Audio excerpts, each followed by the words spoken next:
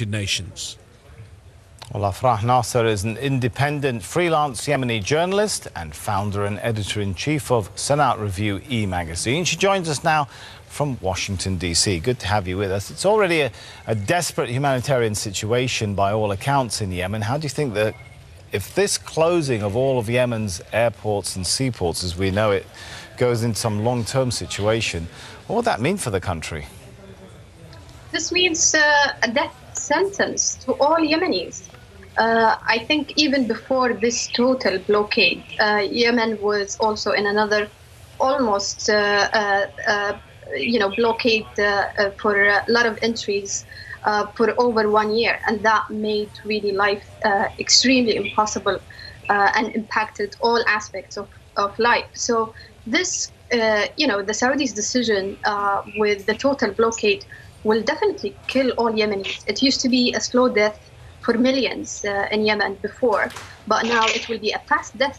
And I said it before, and I need to repeat it again. The apathy over the atrocities in Yemen makes its people really feel abandoned, and more painfully makes them realize how Yemeni's blood counts for nothing.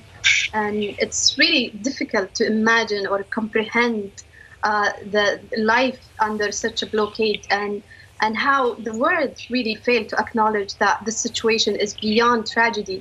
It's such a shame on humanity, honestly. Do you think that feeling of abandonment is at all alleviated by the sort of signs or rumblings we've had in the UN lately towards an investigation or accountability process?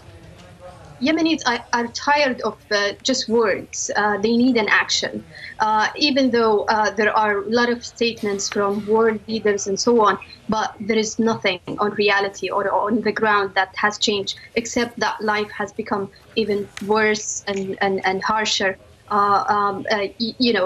Beside the blockade, it's been also over 1 year since civil servants, millions of civil servants, they haven't been paid their salaries, and they lack the purchase power to keep up with the skyrocketing prices. So on the ground, life is just as difficult and harsh, and statements haven't been translated into concrete action on the ground.